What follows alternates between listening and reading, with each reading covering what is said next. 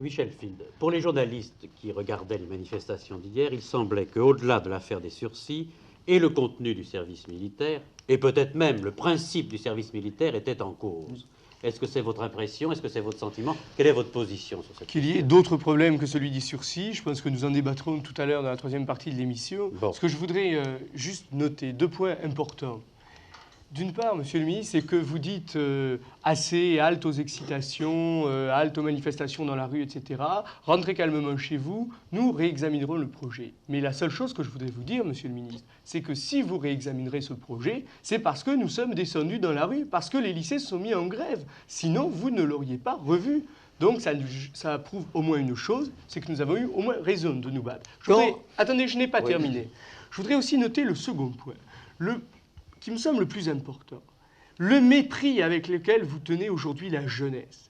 Ainsi, des dizaines et des dizaines de milliers, vous le prouvez par vos déclarations, monsieur le ministre, des dizaines et des dizaines de milliers de jeunes s'organisent dans les lycées avec un sérieux, une discipline que tout le monde a reconnu, parents, professeurs, élèves, que vous êtes seuls à ne pas voir, ont quelquefois même organisé des contre-cours pour ne pas perdre trop de temps au niveau scolaire pour ceux qui préparaient leurs examens, qui dans les manifestations ont organisé eux-mêmes leur service d'ordre pour éviter toutes les provocations et tous les incidents. Et ces dizaines et ces centaines de milliers de jeunes qui manifestent aujourd'hui, comment vous analysez la situation? Ce sont des gens qui ont été mis dans la rue par des manipulateurs.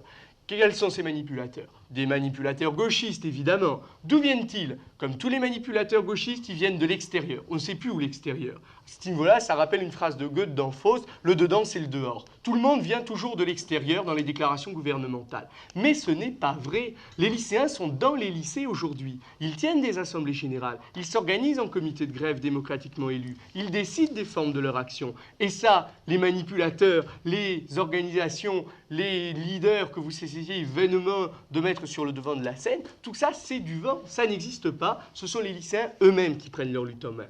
Deuxième petit point, sur la commission armée-jeunesse, monsieur le ministre, excusez-moi, d'une part, cette commission armée-jeunesse, on peut se demander ce qu'elle représente. Quand, pour les représentants de la jeunesse, on voit les scouts de France et qu'on voit les délégués des lycéens en lutte se faire repousser par les gardes mobiles à l'entrée de la commission, moi, je me pose des questions sur sa représentativité. Le deuxième grand point, et j'aurais très vite terminé, c'est sur le fait des sursis, sur le fait de faire le service militaire à 18 ans. La chose que vous ne dites pas, monsieur Fontanet, mais vos généraux la disent mieux que vous, en particulier le général Van Huxem, c'est que beaucoup au gouvernement, beaucoup dans l'armée, trouvent qu'à 18 ans, je cite Van Huxem, les esprits sont des cires plus malléables qu'on peut facilement, on peut en faire facilement. Vous en savez vous-même quelque chose vis-à-vis de vos propres camarades. Ce sont vos officiers qui le disent, monsieur Fontanet. Ce sont Oui, les vous officiers le de mettez en votre pratique. gouvernement. Ce sont les gens de votre gouvernement qui pensaient qu'à 18 ans, on peut faire, évidemment, en caserne, à l'écart, sans liberté politique, sans liberté syndicale dans le contingent. On peut en faire ce qu'on veut. C'est ça que vous espérez en mettant les jeunes très tôt, à 18 ans. Et c'est ça que nous refusons.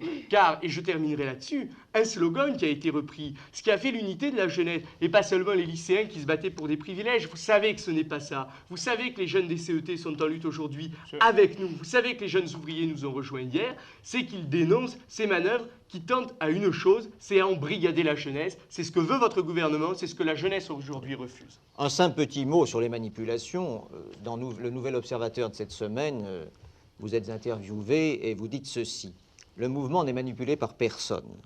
Notre ambition n'est pas de tout contrôler, mais d'apprendre aux dizaines de milliers de lycéens qui sont en grève depuis 2 semaines ce qu'est l'organisation démocratique d'une lutte. Ils apprennent tout seuls, monsieur le ministre. Ils n'ont pas besoin de moi ni de vous. Ça n'est pas ce que vous dites. Vous expliquez là que c'est vous qui leur apprenez. Et vous dites ensuite, il est vrai maintenant que nous avons joué un rôle important dans la mobilisation actuelle en organisant, dès la mi-février, les premiers comités contre la loi Debré.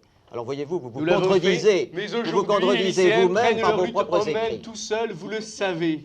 Et nous n'y sommes presque plus pour rien maintenant. Nous sommes partie prenante, c'est tout, et nous nous en félicitons. Presque plus. Une seconde peut-être.